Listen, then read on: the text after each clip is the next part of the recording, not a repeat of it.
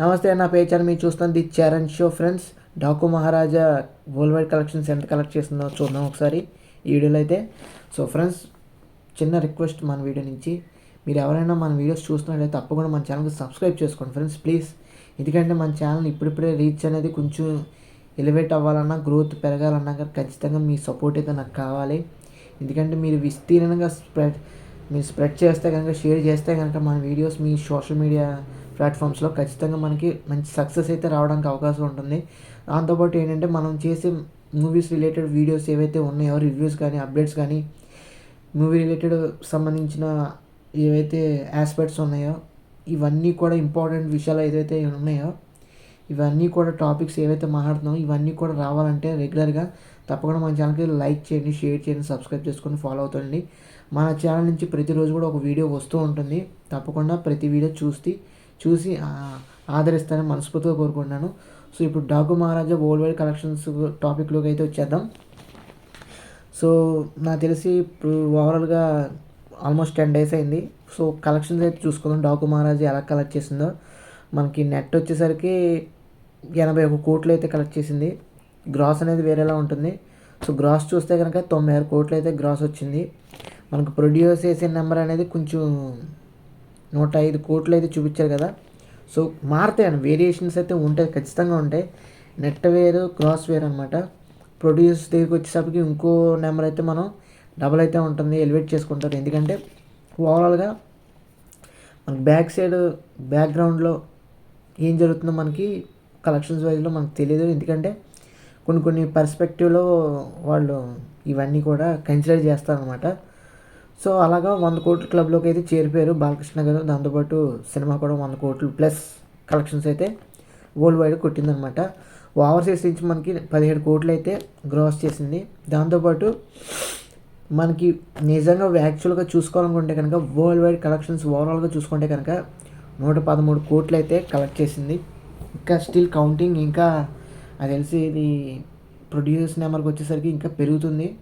So వాళ్ళు అఫీషియల్గా poster release చేస్తే కనుక మనం ఆ నెంబర్ని మనం కన్సిడర్ చేయాలన్నమాట. డాకు మహారాజా బాబీ గారు ఏవైతే డైరెక్ట్ చేశారో వాళ్ళతో వేరే తర్వాత నెక్స్ట్ బాలయ్య గారితో డాకు మహారాజ్ తీశారు కదా. హ్యూజ్ క్యాన్వాస్లో బాబీ డియోల్ గారు కూడా విలన్గా కానీ, హీరోగా బాలకృష్ణ గారు కానీ, ఇద్దరు పెర్ఫార్మెన్సెస్ కూడా ఎక్స్ట్రాడినరీ. అసలు బాబీ గారికి ఈ ఆలోచన ఎలా వచ్చిందో మనకు తెలీదు. ఎందుకంటే సంక్రాంతి సీజన్లో ఇలాంటి కాంబినేషన్లో ఒక బాలయ్య గారిని ఎప్పుడు చూపించిన విధంలో ఒక చూపించి, యాక్షన్ ప్యాక్డ్గా యాక్షన్ స్టిల్స్తో బాలకృష్ణ గారిని చూపించి ఈ సినిమాని నెక్స్ట్ లెవెల్లో హిట్ కొట్టాడు, బ్లాక్ బస్టర్ హిట్ కొట్టారనమాట. సో అలా ఏంటంటే మన ఎప్రిషియేషన్, మన ఇన్పుట్స్ ఏవైతే మనం ఇచ్చామో సినిమాకి నిజంగా 100% వర్త్ ఇట్ అండి. ఎందుకంటే సినిమా నిజంగా బాగుంది. ఎందుకంటే బాలకృష్ణ గారి సినిమాలు మొన్నటి వరకు అంతా, ఈ సినిమాకి మాత్రం వేరు. ఎందుకంటే సినిమా ఎప్పుడు చూపించిన విధంగా చూపించారనమాట. సో అది మనం కన్సిడర్ చేయాల్సింది. సో అలా ఏంటంటే డాకు మహారాజా సినిమా మాత్రం బాలకృష్ణ గారికి మరి ఇంకో హిట్ ఇచ్చారు. వరుసగా 4 హిట్లు ఇచ్చారు. ఇది అఖండ కానీ, వీరసింహారెడ్డి కానీ, దాంతోపాటు మొన్న అఖండ ముందు ఇంకేవో కొన్ని సినిమాలు ఉన్నాయి బాలకృష్ణ గారి. భగవత్ కేసరి కానీ, ఇప్పుడు డాకు మహారాజ్ కానీ, తర్వాత వచ్చి అఖండ 2 కానీ వరుస హిట్లతో అదరగొట్టేస్తున్నారు బాలకృష్ణ గారు. ఎందుకంటే సినిమా ఎక్స్ట్రాడినరీగా ఆయన కథలు ఎంచుకుంటాం కానీ, కథలు చేయటం కానీ, ఆయన పెర్ఫార్మెన్స్ కానీ, తమన్ గారు ఇచ్చే మ్యూజిక్ కానీ, థియేటర్లు షేక్ అవ్వడం కానీ, బ్లాస్ట్ అవ్వడం కానీ, తగడిపోవడం కానీ, అదేంటి సౌండ్లు వల్ల కొంచెం ఇబ్బంది అవ్వడం కానీ, సెన్సేషన్ క్రియేట్ చేస్తున్నారు. అందులో ఎటువంటి సందేహం లేదు. ఎందుకంటే బాలకృష్ణ గారు, తమన్ గారి బ్యాక్గ్రౌండ్ మ్యూజిక్తో ఇద్దరు పెర్ఫార్మెన్స్ అనేది స్క్రీన్ మీద చూస్తున్నప్పుడు మనకి ఆటోమేటిక్గా కనెక్ట్ అవుతాం, ఆటోమేటిక్గా ఆ సినిమాలోకి ఇన్వాల్వ్ అయిపోతాం.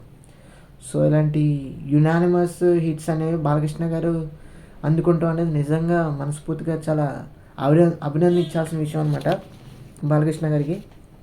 సో అది విషయం. డాకు మహారాజా నిజంగా మనకి విపరీతమైన కలెక్షన్స్ అయితే కొట్టింది. దాదాపు నాకు తెలిసి 200 కోట్లు కూడా క్రాస్ చేయొచ్చు దాదాపు. ఇంకా మనకి అఫీషియల్ పోస్టర్స్ అనేవి ఇంకా రాలేదు కాబట్టి చూద్దాం. ఎంతవరకు కలెక్ట్ చేసిందో మనకి తెలియాలి. సంక్రాంతికి వీలైతే మాత్రం డాకు మహారాజా సంక్రాంతికి వస్తున్నాం. ఈ సంక్రాంతి విన్నర్స్ అయితే ఇదనమాట.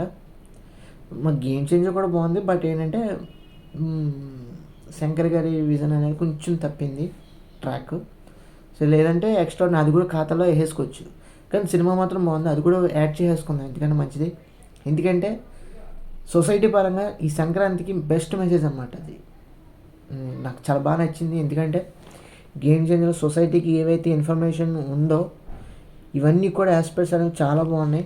దాంతోపాటు డాకు మహారాజా ఏవైతే యాక్షన్ బ్యాక్ డ్రాప్లో తీశారో ఇది కూడా బాగుంది. దాంతోపాటు డాకు మహారాజా ప్రీక్వెల్ కూడా రాబోతుందంట. సో చూద్దాం, అది కూడా మంచిగా కథ రాసుకుంటే కనుక బాబీ గారు నెక్స్ట్ లెవెల్లో ప్రజెంట్ చేస్తే కనుక అది ఇంకొక పెద్ద సెన్సేషనల్ హిట్ అయిపోద్ది.